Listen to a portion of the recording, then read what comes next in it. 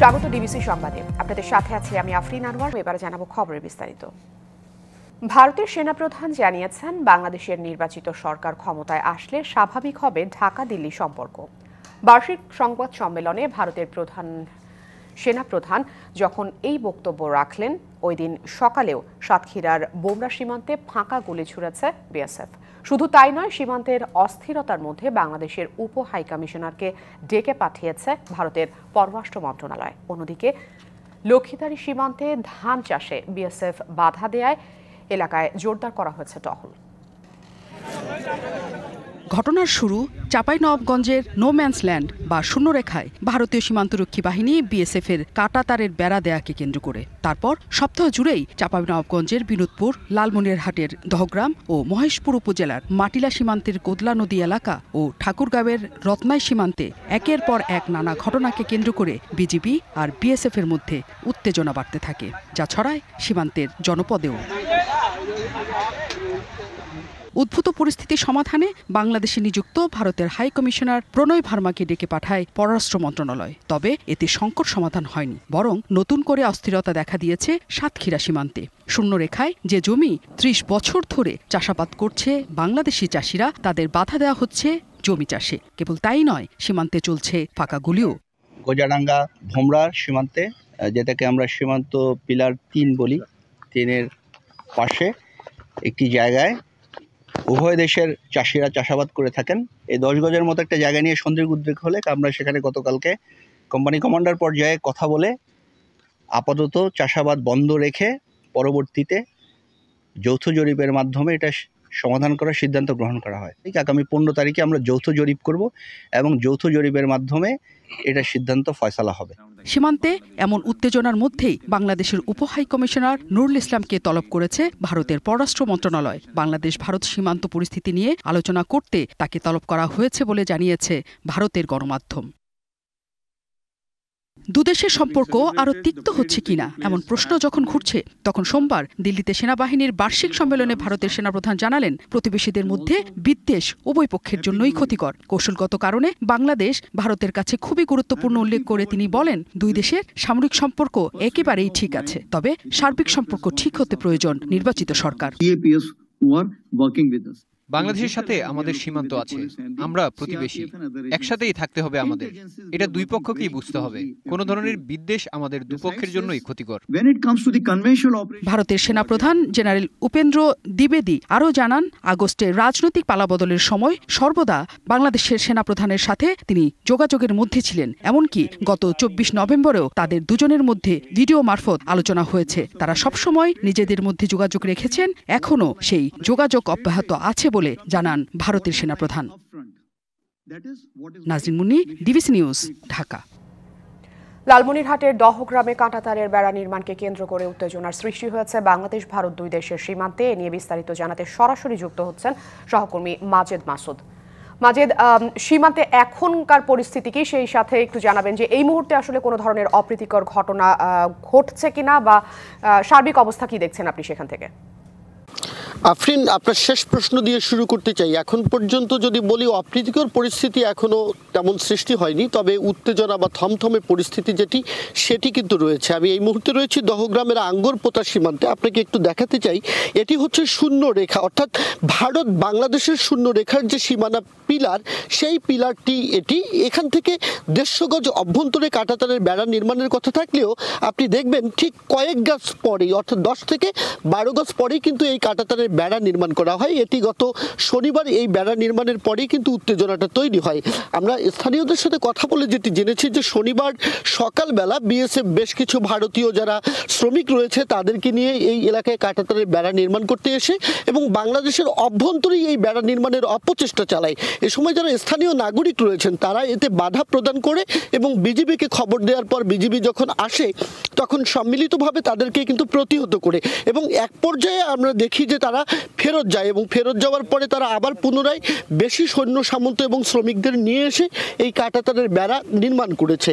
কাঁটাতারের বেড়া নির্মাণকে কেন্দ্র করে স্থানীয়দের মধ্যে উদ্বেগ আতঙ্ক সৃষ্টি হয়েছে এবং পরবর্তী সময়ে বিজিবি এবং বিএসএফের মধ্যে তাদের একটি বৈঠক হয়। রিজিওনাল সেক্টর কমান্ডার যিনি রয়েছেন রংপুরের কর্নেল সাব্বির আহমেদ এবং জলপাইগুড়ির sector commander Rajiv Gautam brigadier, তারা দুজনেই উভয় পক্ষে বৈঠক হওয়ার পরে একটি সিদ্ধান্ত হয়েছিল যে যতক্ষণ না পর্যন্ত ব্যাটালিয়ন পর্যায়ে এই সরেজমিন পরিদর্শন হয় ততক্ষণ পর্যন্ত কাঁটাতারের বেড়া যেন নির্মাণ না করে, কিন্তু তারপরেও তারা কাঁটাতারের বেড়া নির্মাণ করেছে। স্থানীয়দের সাথে একটু কথা বলে জানতে চাই এই কাঁটাতারের বেড়া নির্মাণের কারণে কি ধরনের সমস্যা হচ্ছে? আমাদের কাঁটাতারের বেড়া হওয়ার কারণে মনে করা সমস্যা হচ্ছে, জিরো লাইনে ওরা বেড়া কাটা দিয়ে ওরা আমাদের কাছে পায়তারা করে বেড়া কাটা কেটে দিয়ে আমাদেরকে, আমরা সাধারণ কৃষক, আমাদেরকে মনে করো ওরা হেনস্থ করতেছে। আমরা সাধারণ লোক এখানে কৃষক যেতে পারি না। ওরা ওই যে কারেন্টের ভল যে দিচ্ছে, ভলগুলো কিন্তু আমাদের বাংলাদেশের পক্ষে, ওদের ভারতের পক্ষে নয়। আমাদের তাতে জমিনের ক্ষতি হচ্ছে।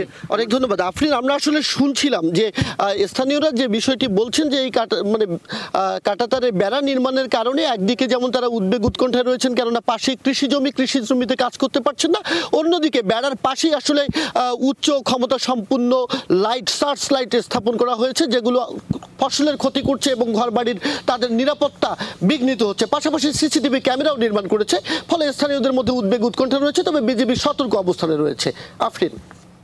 মাজেদ মাসুদ, আপনাকে অসংখ্য ধন্যবাদ। সংবাদ সংগ্রহে থাকুন, পরবর্তী নিশ্চয়ই আপনার সাথে আবারও যুক্ত হব আমরা।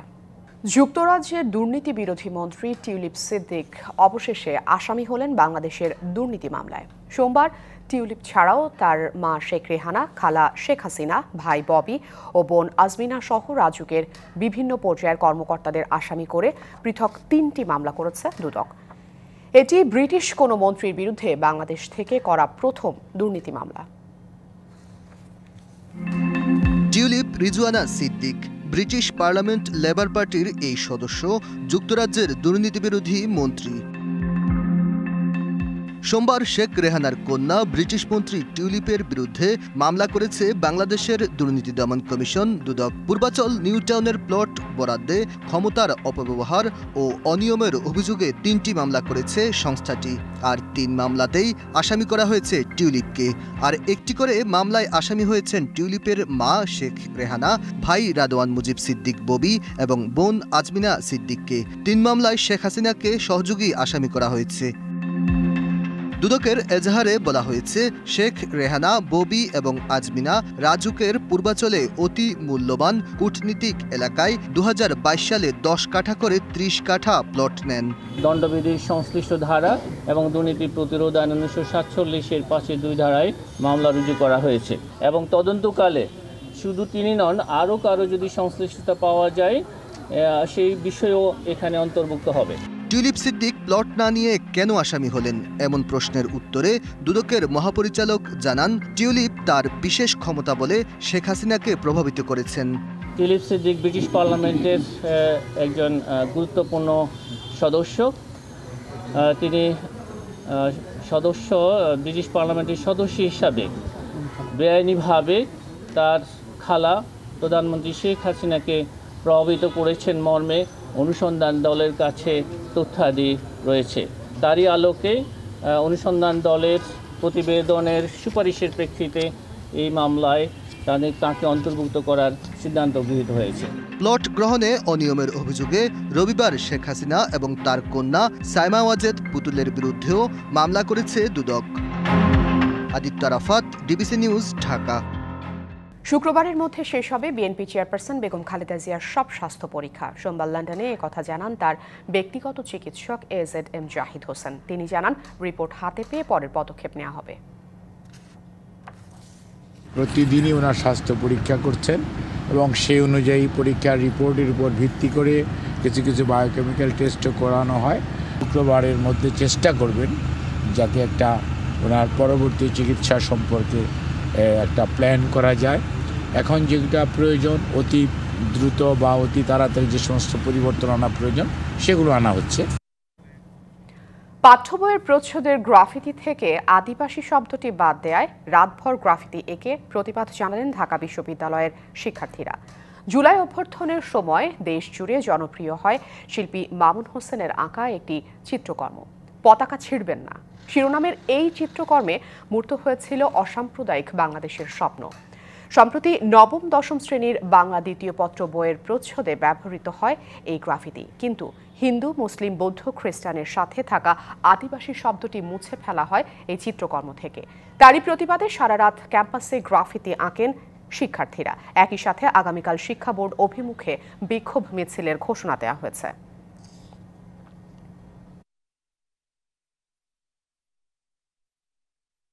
বিভিন্ন ধরনের মিথ্যা প্রোপাগান্ডা ছড়াচ্ছে এবং আমাদের আদিবাসীদেরকে নিয়ে সাধারণ মানুষের মনের মধ্যে একটা বিভ্রান্তি সৃষ্টি করতেছে। তো এটাকে আমরা ষড়যন্ত্র হিসেবে দেখছি। এনসিটিবি কর্তৃক যে গ্রাফিতি থেকে আদিবাসী শব্দ বাদ দেওয়া হচ্ছে, তার প্রতিবাদে আমরা আবার সেই গ্রাফিতি অঙ্কন করছি এবং আমরা সাংবিধানিকভাবে আদিবাসী হিসেবে স্বীকৃতি চাই। এই প্রতিবাদ শুরু আমরা আবার আগামী 15 তারিখ আমরা এনসিটিবির অফিসে আমরা প্রতিবাদ মিছিল করব।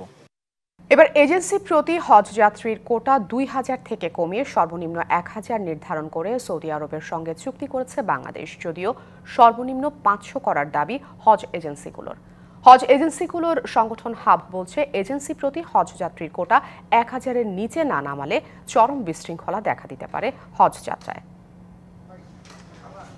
বৃহস্পতিবার নিজ মন্ত্রণালয়ে হজের সার্বিক অগ্রগতি নিয়ে গণমাধ্যমের সামনে আসেন ধর্ম উপদেষ্টা।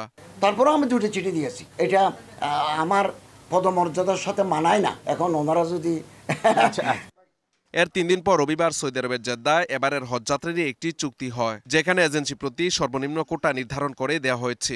সৌদি আরবের মাননীয় হজ ওমরা মন্ত্রী ডক্টর তৌফিক ইবনে ফৌজানের সাথে আমাদের আলোচনা হয়েছে, হজ চুক্তি সম্পন্ন করেছি এবং আমাদের ব্যবস্থাপনায় যথেষ্ট অগ্রগতি আমরা লাভ করেছি এবং একটা সুন্দর স্বাচ্ছন্দ্যময় হজ আমরা উপহার দিতে পারবো বলে আমরা আশা করছি। এজেন্সি প্রতি কোটায় আরো কমিয়ে না আনলে হজ ব্যবস্থাপনায় বিশৃঙ্খলার শঙ্কা করছে হাব। হজ এজেন্সি প্রতি হজযাত্রীর কোটায় 1000, এটা আমাদের দেশের প্রেক্ষাপটে এটা মোটেও যৌক্তিক না। পূর্বের ন্যায় সর্বোচ্চ 250-এ সীমাবদ্ধ থাকা উচিত ছিল, এটি হয়নি।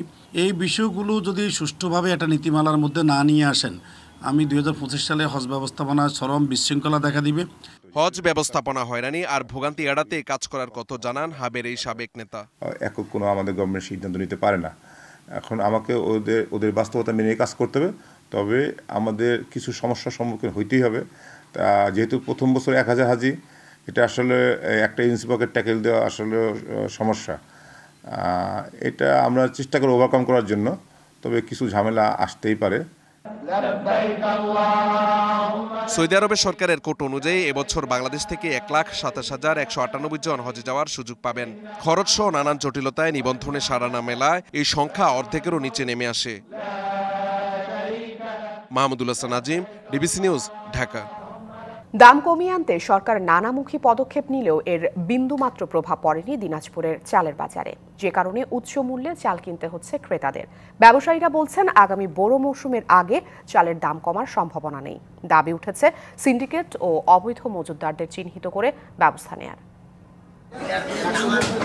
চালের উচ্চ মূল্য নিয়ন্ত্রণে সরকার আমদানি সহ বিভিন্ন পদক্ষেপ নিলেও দিনাজপুরের চালের বাজারে তার ছিটেফোঁটাও পড়েনি এর প্রভাব। নতুন করে দাম না বাড়লেও উচ্চ মূল্য বহাল আছে। এখনও 80-82 টাকায় মিনিকেট, 70 টাকায় বিয়ার 28 ও নাজির শাইল 90 টাকা কেজি দরে বিক্রি হচ্ছে। চাল ব্যবসায়ীরা বলছেন, এখনই নয়, আগামী বোরো মৌসুমে কিছুটা কমতে পারে দাম। আমরা তো মিল থেকে নিয়ে আসি, 2-1 টাকা লাভে আমরা চাল বিক্রি করে দিই। আগে মিনিকেট চাল আমরা বিক্রি করতাম 70 টাকা, বর্তমানে বিক্রি করতে যে 80 টাকা 82 টাকা। বড় মৌসুম উঠা না পর্যন্ত চালের দাম কমার কোনো আশা নাই। এখন যারা চাল বানাচ্ছে বা যারা চাল সাপ্লাই দিচ্ছে, তারা আসলে একটু বড় কোম্পানি, বড় মিলার। এখন তাদের দামটা তারাই নির্ধারণ করতেছে যে বাজারটাতে কি দামে বেচাকেনা হবে। ক্রেতাদের অভিযোগ, উচ্চ মূল্যে চাল কিনতে বাধ্য হচ্ছেন তারা। ক্ষোভও প্রকাশ করেন তারা। আগে মিনিকেট চাল নিয়েছিলাম, 1-1.5 মাস আগে নিয়েছিলাম 65 টাকা 66 টাকা কেজি, সেই চাল এখন নিচ্ছে 80 টাকা কেজি। কারণ আমরা গরিব মানুষ কি খেয়ে বাঁচবে, এইভাবে আমাদের তো ইনকাম নাই। যত বড় বড় ইন্ডাস্ট্রি এরা সব সিন্ডিকেট করে রাখছে। যে মাল ছিল হলো 2800 টাকা, সে মাল হলো 3600 টাকা। অবৈধ মজুতদারদের চিহ্নিত করে ব্যবস্থা নেওয়া হলে চালের দাম সহনীয় পর্যায়ে আসতে পারে বলে মনে করেন চালকল মালিকরা। একটা শ্রেণীর ব্যবসায়ী আছে যাদের কোনো লাইসেন্সও নাই, যাদের মজুত করার কোনো এখতিয়ার নাই, কিন্তু ওনারা ঠিকই দেখেন হাজার হাজার বস্তা ধান মজুত করা আছে। এটাকে যদি রেকটিফাই করা যায়, আমার মনে হয় তাহলে বাজারে ধান চালের দাম বেশ সহনীয় পর্যায়ে থাকবে বলে আমি মনে করি। চালের বাজারের অস্থিরতা কাটাতে সংশ্লিষ্টদের বাজার মনিটরিং ও মজুতদার বিরোধী কার্যকরী পদক্ষেপ চায় ভোক্তারা। DBC news desk. অবৈধ ইটভাটায় সয়লাব মাগুরা জেলার ৯৭টি ভাটার মধ্যে ছাড়পত্র রয়েছে মাত্র ৫টির। এছাড়া অধিকাংশই গড়ে উঠেছে ফসলি জমি আর নদীর তীরে। আইনকে বুড়ো আঙুল দেখিয়ে জ্বালানি হিসেবে পোড়ানো হচ্ছে কাঠ। তবে নীতিমালা মেনে চললেও অনেক ভাটা ছাড়পত্র পাচ্ছে না, রয়েছে নানা অভিযোগ। মাগুরা সদর, মোহাম্মদপুর, শ্রীপুর ও শালিখা উপজেলায় ৯৭টি ইটভাটার বেশিরভাগই গড়ে উঠেছে ফসলি জমি ও নদীর তীরে। এগুলোতে জ্বালানি হিসেবে আইন অমান্য করে পোড়ানো হচ্ছে ইট। ইট প্রস্তুত ও ভাটা নিয়ন্ত্রণ আইন অনুযায়ী বসতভিটার কাছাকাছি পৌরসভা, কৃষি জমি ও পরিবেশের জন্য ক্ষতিকর স্থানে ভাটা স্থাপন নিষিদ্ধ। তবে এসব বিধিনিষেধ মানছে না ভাটা মালিকরা। কৃষি অফিস বলছে, ইট ভাটা থেকে নির্গত ক্ষতিকর ধোঁয়ায় নষ্ট হচ্ছে জমির ফসল। ইট ভাটার যে ছাই শুরু করে পাতার উপর যদি পড়ে তাহলে সেই ক্ষেত্রে সালোক সংশ্লেষের কিছু সমস্যা হয় এবং সেই ক্ষেত্রে ফসল উৎপাদনে কিছুটা বিঘ্ন হবে। অবৈধ ভাটা বন্ধে শিগগিরই ব্যবস্থা নেওয়ার কথা বলছে পরিবেশ অধিদপ্তর। মাগুরা জেলাতে বর্তমানে প্রায় ৯৭টির মতো অবৈধ ইট ভাটা রয়েছে। পরিকল্পনা রয়েছে যে এগুলো আমরা ধাপে ধাপে মোবাইল কোর্ট বা অভিযানের আওতায় নিয়ে আসবো। এদিকে ভ্যাট ও ট্যাক্স পরিশোধের পরও পরিবেশ অধিদপ্তরের ছাড়পত্র না পাওয়ায় মিলছে না বৈধতা, এমন অভিযোগ বেশ কিছু ভাটা মালিকের। লাইসেন্সের জন্য আমরা কাগজপাতি সব জমা দিচ্ছি, জমা দেওয়ার পরে আমাদের এখনো আমরা কোনো লাইসেন্স পাইনি। দিন শেষে আমরা অবৈধ, তারপর আমরা ভ্যাট ট্যাক্স আমাদের সব ক্লিয়ারেন্স আছে। সরকারের যে ভ্যাট ট্যাক্সের নিয়ম অনুযায়ী আমরা ভ্যাট ট্যাক্স দিয়ে আসতেছি, তো তারপরে আমরা বিভিন্ন সময় বিভিন্ন সমস্যার সম্মুখীন হচ্ছি। প্রশাসন বলছে, নিয়ম মেনে চললে দেওয়া হবে বৈধতা। যাদের সবকিছু ঠিক আছে তারা লাইসেন্স তো ইজিলি পেয়ে যায়, আর যাদের সব যে রিকোয়ারমেন্টস গুলো আছে সেই রিকোয়ারমেন্টস গুলো না থাকলে তখন পরিবেশ ছাড়পত্র দেয় না। কিন্তু ছাড়পত্র পেতে কোনো জটিলতা আছে এটা আমার জানা নেই। আমি পরিবেশ অধিদপ্তরকে এই বিষয়টাতে আরো তৎপর হওয়ার জন্য বলবো। মাগুরা জেলায় ৮৫টি ভাটায় বছরে পোড়ানো হচ্ছে প্রায় ৬০ লাখ মন কাঠ। DBC news desk. এখনো নিয়ন্ত্রণের বাইরে যুক্তরাষ্ট্রের ক্যালিফোর্নিয়ার দাবানল সক্রিয় রয়েছে লস অ্যাঞ্জেলসের সবচেয়ে বড় 3টি দাবানল। 2 দিনেও খোঁজ মেলেনি 24 জনের। বিবিসি জানিয়েছে, আগুনে ক্ষতিগ্রস্ত প্যালিসেডস শহরের মাত্র 14% দাবানল নিয়ন্ত্রণে এসেছে। আর দ্বিতীয় বৃহৎ আগুন জ্বলছে ইটন শহরে। পুড়ে ছাই হয়েছে অধিকাংশ জায়গা। কর্তৃপক্ষ জানিয়েছে শহরটিতে 33% দাবানল সক্রিয় রয়েছে। লস অ্যাঞ্জেলসের মেয়র জানিয়েছে, স্থানীয় সময় সোমবার রাতের মধ্যেই বিপজ্জনক ঝোড়ো বাতাস ফিরে আসতে পারে। এ নিয়ে সবচেয়ে ভয়াবহ পরিস্থিতির সতর্কতা জারি করেছে দেশটির আবহাওয়া বিভাগ। পরিস্থিতির মধ্যেই কিছু কিছু এলাকায় দেখা দিয়েছে চুরি ও লুটপাট। এদিকে প্রাণ হারানোর ঘটনায় শোক প্রকাশ করেছেন মার্কিন প্রেসিডেন্ট জো বাইডেন। একই সাথে ক্ষতিগ্রস্তদের জন্য প্রতিশ্রুতি দিয়েছেন। চ্যাম্পিয়ন্স ট্রফির স্কোয়াড থেকে জায়গা হারিয়েছেন। কিছুটা আশাহত হলেও ছন্দে ফেরার লড়াই চালিয়ে যেতে চান শরীফুল ইসলাম। চ্যাম্পিয়ন্স ট্রফিতে তাসকিন নাহিদ রানাকে ভয় পাবে প্রতিপক্ষ, এমনটাই মনে করেন এই পেসার। জীবনের উত্থান পতনকে নিচ্ছেন স্বাভাবিকভাবেই। আপাতত বিপিএলে ভালো পারফরমেন্স করে আবারও নজরে আসতে চান পঞ্চগড় এক্সপ্রেস। সিলেট থেকে মেহেদি হাসান মিমের ক্যামেরায় বিস্তারিত জানাচ্ছেন শাহরিয়ার হোসেন। ঠিক কদিন আগেও টাইগার স্কোয়াডে নিয়মিত মুখ ছিলেন শরীফুল ইসলাম, অথচ এখন তিনি দলের বাইরে। ইনজুরিতে পড়ে ছন্দ হারিয়েছেন, ঠাঁই হয়নি চ্যাম্পিয়ন্স ট্রফির স্কোয়াডে। সময়টা খারাপ গেলেও লড়াইটা থামাতে চান না এই পেসার। আপস এন্ড ডাউন প্রতিটা মানুষের জীবনে থাকবে, আছে। সো এটা নিয়ে ওয়ারিড হই না, আরও ভালো কিছু করব। সো সামনের দিনগুলোর জন্য ভাবতেছি কিভাবে কামব্যাক আরও ভালোভাবে করা যায়, এটা নিয়ে কাজ করতেছি। চ্যাম্পিয়ন্স ট্রফি খেলতে না পারার কিছুটা আক্ষেপ থাকলেও সতীর্থদের নিয়ে স্বপ্নটা আকাশ ছোঁয়া। জানান প্রতিপক্ষের ভয়ের কারণ হবে তাসকিন নাহিদরা। আমাদের টিমের পেসের একটা অন্য টিমের সাথে ভালো লড়াই হবে ইনশাল্লাহ, কারণ আমাদের সবাই খুব ভালো ফর্মে আছে, আমরা সবাই ভালো করতেছি। সো ইনশাল্লাহ দেখা যাক এখন চ্যাম্পিয়ন্স ট্রফি পর্যন্ত আমরা কতটুকু সবাইকে ফিট রাখতে পারি। ব্যাটিং উইকেটে পেসারদের চ্যালেঞ্জ বেশি। আইসিসি ইভেন্টে ভালো করতে এমন কন্ডিশনেই খেলার অভ্যস্ততা গড়া উচিত বলে মনে করেন তিনি। অবশ্যই সুবিধা হচ্ছে, কারণ আমরা যখন বাইরে খেলতে যাই সো সিমিলার প্রায় এরকম উইকেট থাকে, স্পোর্টিং উইকেট থাকে। সো এখান থেকে যদি আমরা আরও ভালো কিছু করে মানে আরও ভালো কিছু এক্সিকিউট করতে পারি ভালো, তাহলে ওখানে যাও সেমটা আমরা পাবো। জাতীয় দল থেকে বাদ পড়লেও আপাতত বিপিএলই ফোকাস শরীফুলের। আবারও ভালো পারফরমেন্স করে নজর করার প্রত্যয় এই বাঁহাতির। Shahriar Hossain, DBC news, Sylhet. সংবাদ এই ছিল এখনকার মতো। ডিবিসি নিউজের সংবাদগুলো পড়তে ভিজিট করুন dbcnews.tv আর ভিজিট করুন ডিবিসি নিউজের ফেসবুক পেজ এবং ইউটিউব চ্যানেল। সঙ্গে থাকুন ডিবিসি।